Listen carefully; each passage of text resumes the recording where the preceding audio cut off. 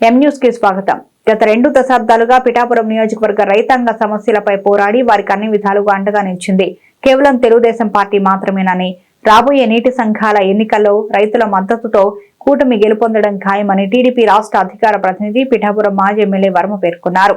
పిఠాపురం మహారాజకోట ఆవరణలో ఉన్న టీడీపీ కార్యాలయంలో పార్టీ శ్రేణులతో మాజీ ఎమ్మెల్యే వర్మ సమావేశమై టీడీపీ సభ్యత్వ నమోదుపైన, రానున్న నీటి సంఘాల ఎన్నికలపైన సమీక్ష జరిపారు.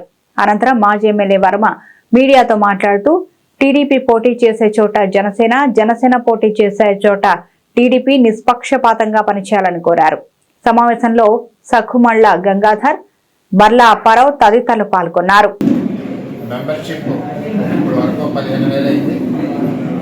ఇంకా మెంబర్షిప్ ఎక్కువ చేయాలని చెప్పి మరి మండలం అంతా కూడా మీటింగ్లో మాట్లాడడం జరిగింది. అలాగే 5వ తారీఖు నుంచి నీటి సంఘ ఎలక్షన్లు ఉన్నాయి. నీటి సంఘ ఎలక్షన్లు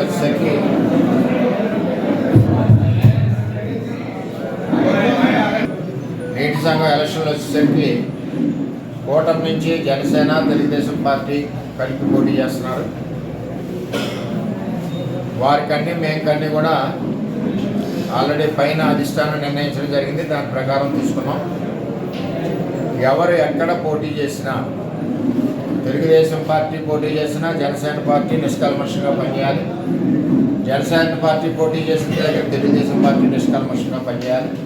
వచ్చేదంటే ఈ నియోజకవర్గంలో నీటి సంఘాలకి అర్హత మరి గత 20 సంవత్సరాల నుంచి చూసుకుంటే తెలుగుదేశం పార్టీ రైతులకి వెన్నంటూ ఉండి నీరు లేకపోతే నీటి కోసం పోరాడి ఫేజ్ 1 ఆధునీకరణ తెచ్చి 7 సంవత్సరాలు పోరాడి నిర్మాణం 80% పూర్తి చేసి, అలాగే ఎండిపోతుంటే పురుషోత్తపట్నం తెచ్చి రైతులకి ఈ సంవత్సరం మొదటి పంట ఆకులు పోసుకోవడానికి ఇబ్బందిగా ఉంటే కూటమి ప్రభుత్వంలో పురుషోత్తపట్నం స్టార్ట్ చేయించాం.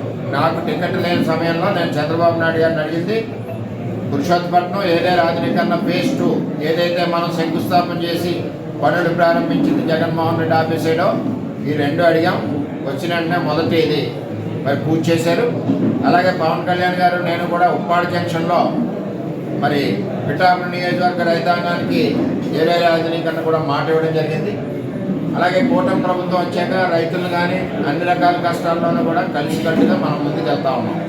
అంచేత నీటి సంఘం ఎలక్షన్లో మనం గత చరిత్ర ఒకసారి రైతులందరికీ తెలియజేసుకుంటూ మరి కూటమి ప్రభుత్వంలో చల్లగా రైతాంగాన్ని 2 పంటలు పండుతాయని మనం తెలియజేస్తూ మనం ఎట్టి పరిస్థితుల్లోని నీటి సంఘం ఎలక్షన్లో బంపర్ మెజార్టీతో అటు జనసేనకి ఇచ్చినవి, ఇటు తెలుగుదేశం ఇచ్చి 2 కూడా గెలవాలని చెప్పి కార్యకర్తలందరికీ కూడా దశ నిర్దేశించడం జరిగిందని చెప్పి తెలియజేస్తూ మరి ఈరోజు చక్కగా ఈ కార్యక్రమానికి ఇచ్చేసిన అందరికీ కూడా పేరు పేరున ధన్యవాదాలు తెలియజేస్తాం. మరిన్ని తాజా వార్తా విశేషాల కోసం ఎం న్యూస్ ని సబ్స్క్రైబ్ చేయండి, మీ మిత్రులకు షేర్ చేయండి.